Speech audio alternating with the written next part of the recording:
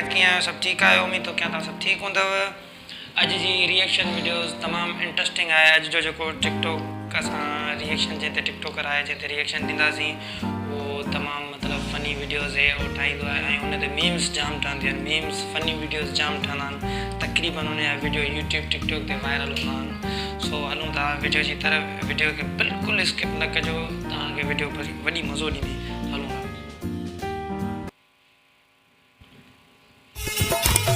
सजो चक्कर थी वयो सियासिया तॾहिं त सिंधु धरती प्यासिया मिसकीननि खे हक़ नाहे ऐं ॾियण वारनि खे नक नाहे। को कम जो न हुक्मरान आ तॾहिं त पानी जो बहरान आ। मुंहिंजो इहो ई चवण आ, गैरत कयो न वोट कयो विकिरो, पंहिंजे हक़ लाइ निकिरो, पोइ आर्डर छो न फासी आ।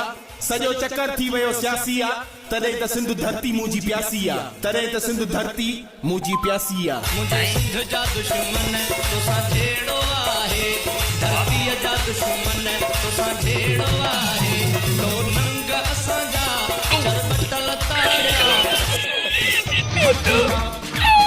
तोखां हक़ हिसाब वठेबा छॾिबा, तोखे पलांदा न छॾिबा, जज्बाती नहीं रंजो अलम रखिबा, तुझा पैर धोई पिताई लोड़ाई थोकीता, तुझी खत मुठी खिदमत कई, तो मूंसां विख विख ते नफ़रत कई, मूं बस हाणे घणी तुंहिंजी इज़त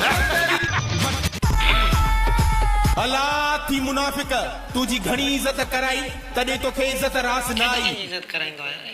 ॿाहिरां त चापलूसी करे कूड़ो खिली पियो पर अंदर में बाहि वांगुरु जली पियो।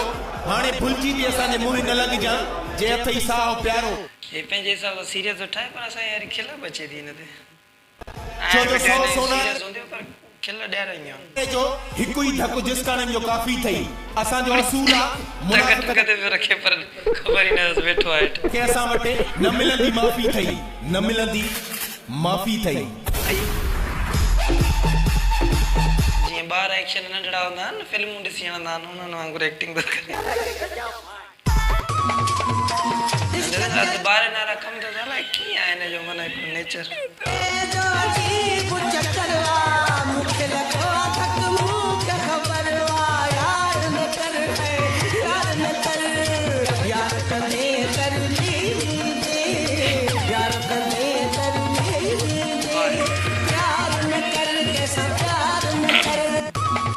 कमेंट में लाज़मी ॿुधाइजो तव्हांखे कीअं लॻे। जे हिन जो नेक्स्ट पार्ट तव्हांखे खपे वीडियो जो त असांखे लाज़मी ॿुधाइजो, असां वरी नेक्स्ट पार्ट हिन जो ठाहींदासीं। नथी खपे तुंहिंजी मूंखे दुआ न कर, यार वॾी ॻाल्हि आहे अहिड़े माण्हू खे लॻे थो इश्क बि थियल आहे। नथी खपे तुंहिंजी मूंखे दुआ न कर, इहा जे वफ़ात पोइ वफ़ा न कर, इनायतूं अहिड़ियूं छो तो मिठा करी। सो अॼु जी असांजी रिएक्शन वीडियो इन ते हुई मंसूर ते, सो ख़तमु थी वई आहे। सो असांखे इजाज़त ॾियो, असां वरी तव्हां सां नेक्स्ट वीडियो में मिलंदासीं। अल्लाह हाफ़िज़। इन खां पहिरियां असांजे चैनल खे लाज़मी सब्सक्राइब कजो। अल्लाह।